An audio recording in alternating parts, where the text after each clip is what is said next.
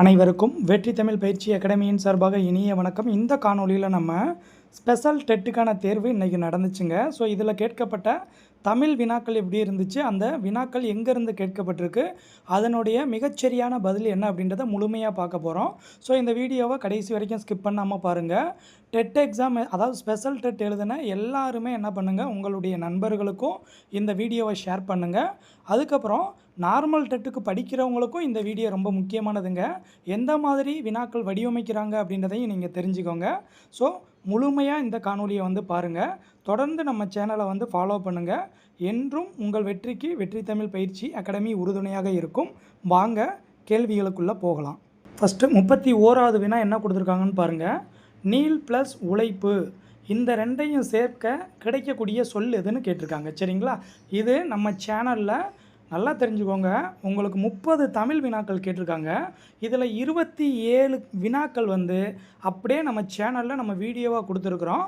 இந்த வீடியோ எல்லாத்தையுமே நீங்கள் பார்த்துருந்தா 30க்கு 27 மதிப்பெண் எடுக்கலாம்.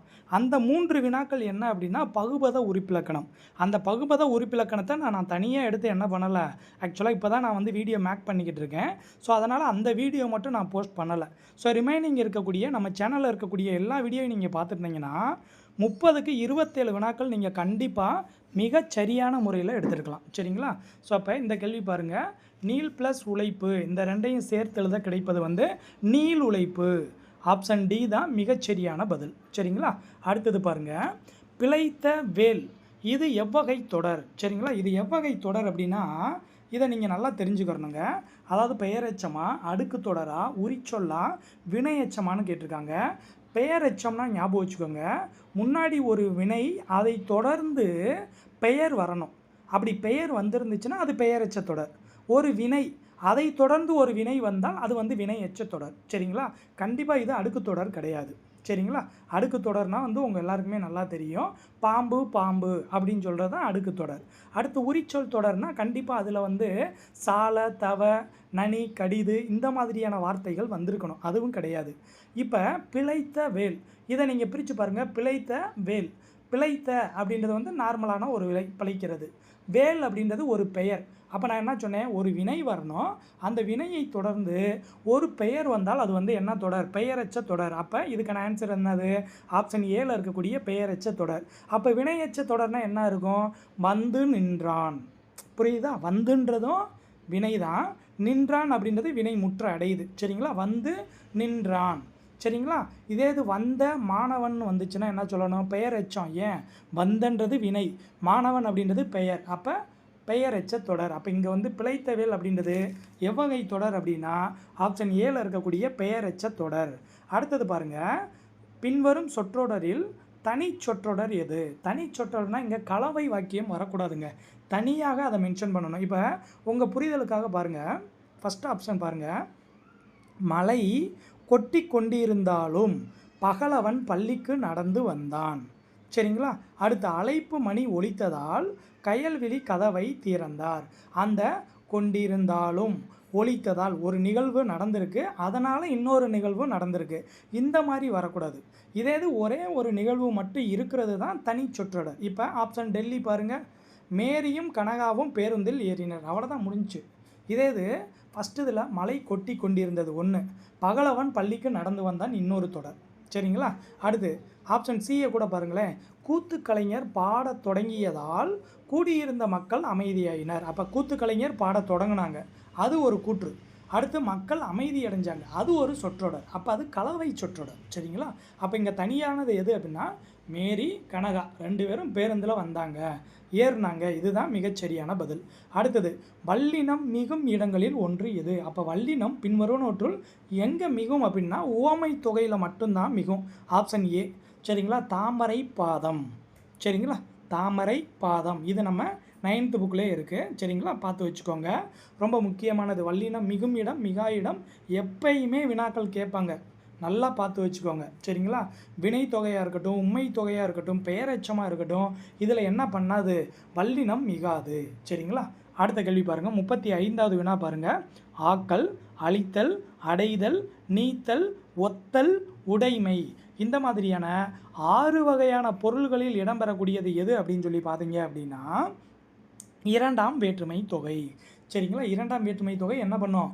ஆக்கல், அழித்தல், அடைதல், நீத்தல், ஒத்தல், உடைமை அப்படின்ற 6 வகையான பொருளில் வரும். ஸோ அப்போ 35வது ஆன்சர் வந்து ஆப்ஷன் பால்.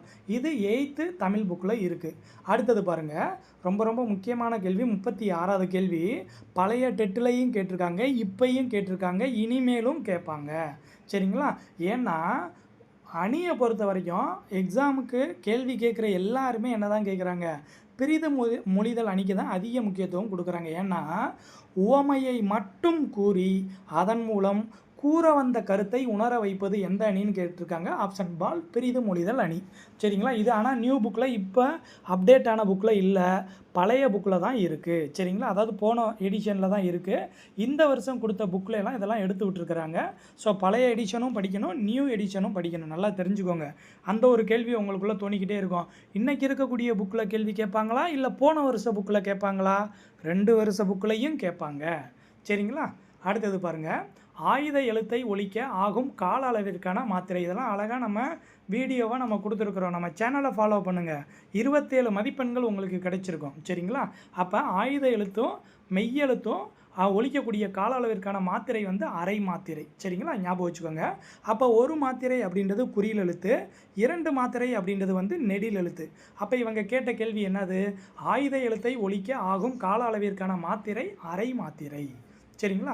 அடுத்த வினா பாருங்கள், கீழ்கண்டவற்றுள் காரண சிறப்பு பெயர் எது? காரண சிறப்பு பெயர் வந்து மரங்கொத்திங்க. அதாவது காரணம், அதாவது பொதுவாக இடுகுறி பெயர் காரண பெயர் அப்படின்னு 2ஆக பிரிப்போம். இடுகுறி பெயர் அப்படின்னா எனக்கு மீனிங்கே தெரியாது, அதனால் நான் அதை சொல்லுவேன். சரிங்களா? நான் பாட்டுக்கு சொல்லுவேன். அதே இது காரண பெயர் அப்படின்னா அதுக்கு ஒரு காரணம் இருக்கும். முக்காலி, நாற்காலி, கரும்பலகை, இதெல்லாம் பார்த்தீங்கன்னா உங்களுக்கு என்னது? இதெல்லாம் உங்களுக்கு மீனிங் இருக்குது. இப்போ மண்ணுன்னு சொன்னால் உங்களுக்கு மீனிங் இருக்கா? கிடையாது. புரியுதுங்களா? அப்போ இங்கே பாருங்கள், காரண பெயர் அப்படின்னா நல்லா தெரிஞ்சுக்கோங்க. காரண சிறப்பு பெயர்னால் என்ன, காரண பொது பெயர்னால் என்ன, காரண பொது பெயர்னால் என்ன, சிறப்பு பெயர்னால் என்ன, இந்த 2 மட்டும் நீங்கள் நல்லா புரிதலோட நல்லா கவனிச்சுக்கோங்க. ரொம்ப எளிமையாக சொல்கிறேன். இப்போ பாருங்கள், பறவை. பறவை அப்படின்றது பறக்கிறதுனால அதுக்கு பேர் பறவை. இது காரண பொது பெயர். ஏன்னா பறவை அப்படின்றது பொதுவானது. இந்த பறவையில் மயில் இருக்குது, குருவி இருக்குது, காகம் இருக்குது, மரங்கொத்தி இருக்குது. சரிங்களா? இது எல்லாமே வந்து என்னது? சிறப்பித்து ஒன்றை மட்டும் நீங்கள் சொல்கிறீங்க பார்த்தீங்களா, அது வந்து சிறப்பு பெயர். அப்போ இங்கே காரண சிறப்பு பெயருக்கு என்ன ஆன்சர் அப்படின்னா ஆப்ஷன் டெல்லியில் இருக்கக்கூடிய மரங்கொத்தி அப்படின்றது தான் மிக சரியான பதில். ஏன்னா மரங்கொத்தி அப்படின்றது பறவை. ஸோ பறவைன்றது பொது பெயர். ஆனால் இங்கே சிறப்பித்து ஒரே ஒரு பறவையை தானே நீங்கள் சொல்கிறீங்க. அப்போ மரங்கொத்தி தான் இதுக்கான ஆன்சர். சரிங்களா? ரொம்ப முக்கியமானதுங்க. அடுத்தது பாருங்கள், அடுத்து 39வது வினா பாருங்களேன். சரியான மரபு தொடர் எது? இந்த சரியான மரபு தொடர் எங்கே இருக்குது அப்படின்னா 8th தமிழ் புக்கில் இருக்குது. சரிங்களா? இந்த 8th தமிழ் புக்கில் இருக்கிறத உங்களுக்கு சொற்றொடராக உருவாக்கி கேள்வி கேட்டிருக்காங்க. சரிங்களா? அப்போ இங்கே மிகச்சரியானது எது அப்படின்னா ஆப்ஷன் டெல்லி தான் மிகச்சரியானது. சரிங்களா?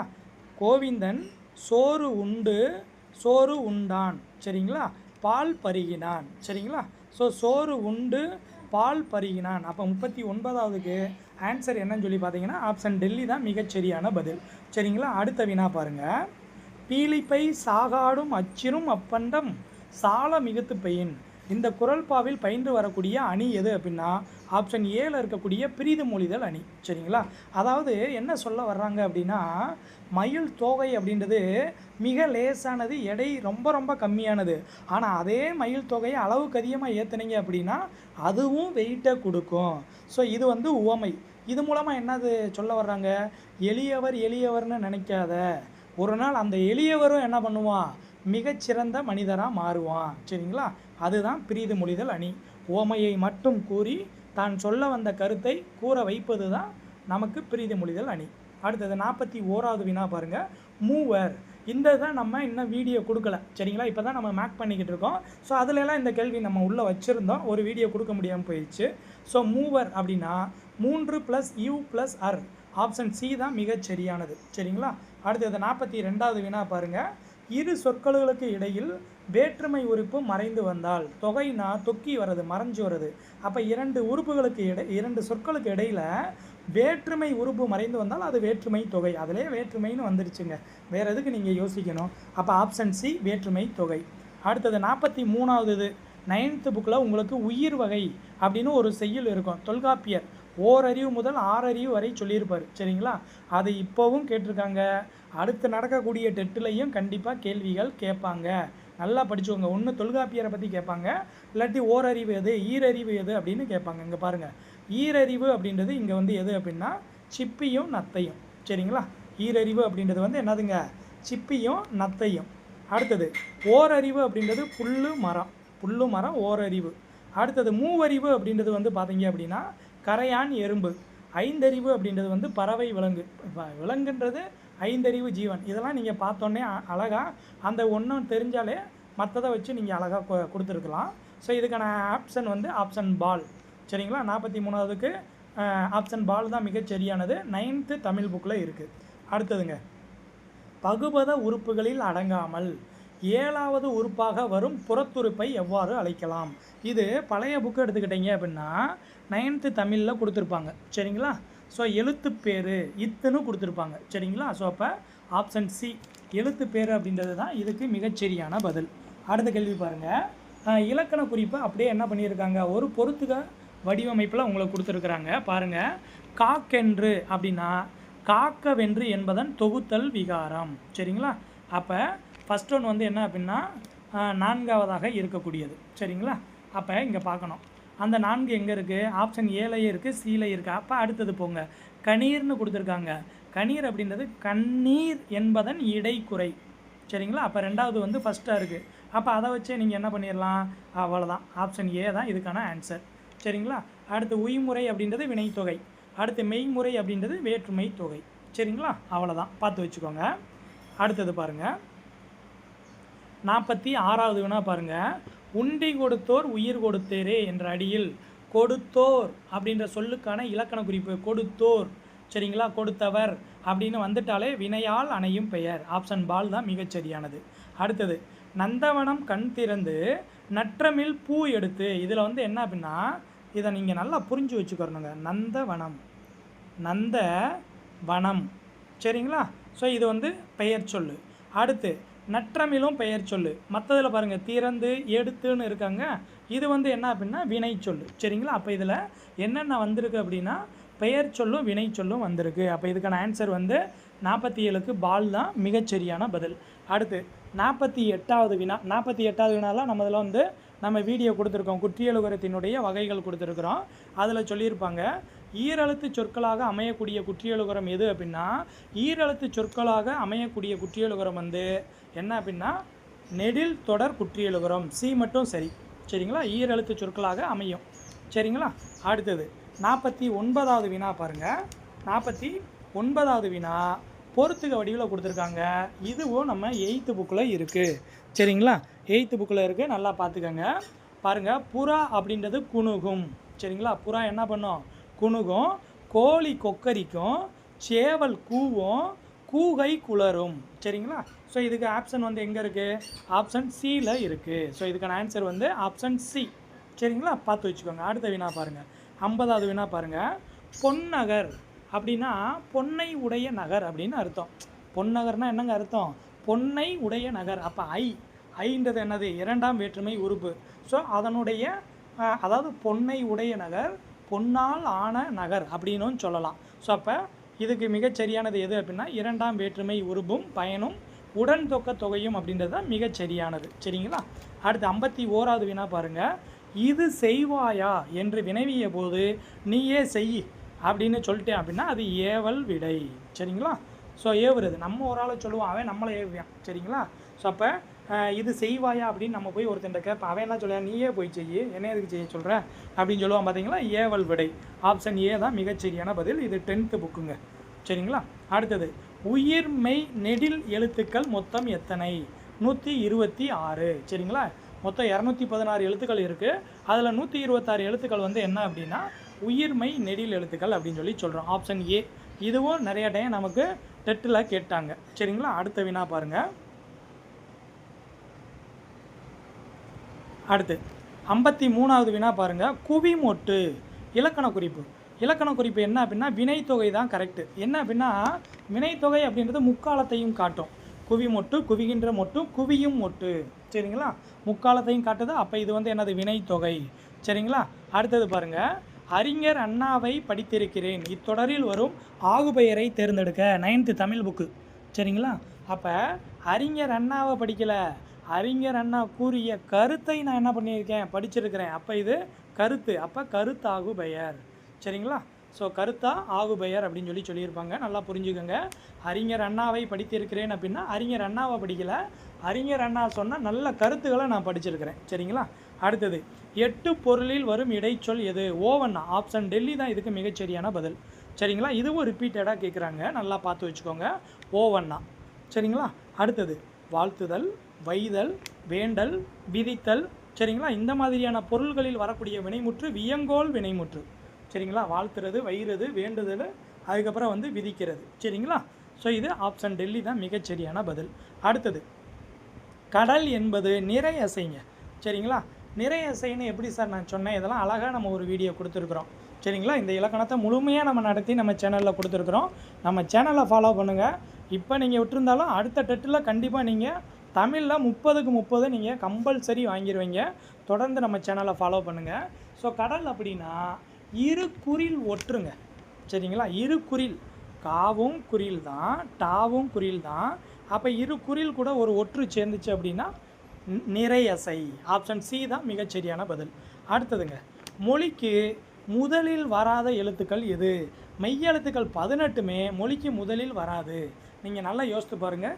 இக்கு, இட்டு, இத்து, இன்னு, இரு இதெல்லாம் நீங்கள் போட்டு ஏதாவது எழுத முடியுமா? கிடையாது. சரிங்களா. அப்போ மெய்யெழுத்துக்கள் 18மே மொழிக்கு முதலில் வராது. அடுத்தது பாருங்கள், செற்றவர். சரிங்களா.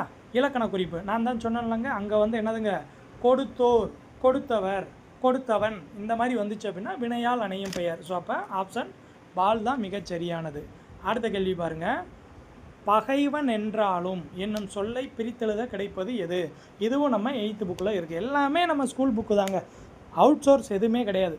6th to 10th வரைக்கும் நல்லா படிச்சிருந்தீங்க அப்படின்னா அது இலக்கணத்துக்கு அதிக இம்பார்ட்டன்ட் கொடுத்துருக்குறாங்க. இனி வரக்கூடிய டெட்லையும் அதிக இம்பார்ட்டன்ட் கொடுப்பாங்க. கிட்டத்தட்ட 80% இலக்கணத்தை நடத்தி நம்ம சேனலில் கொடுத்துருக்குறோம். ரொம்ப எளிமையாக இருக்கும். இனிமேலாவது படிங்க, கண்டிப்பாக அடுத்த டெட் எக்ஸாமில் பாஸ் ஆகிடலாம். சரிங்களா. ஸோ அப்போ இதுக்கு மிகச்சரியான பதில் என்ன அப்படின்னா ஆப்ஷன் பாலில் இருக்கக்கூடிய பகைவன் ப்ளஸ் என்றாலும் அப்படின்றது மிகச்சரியானது.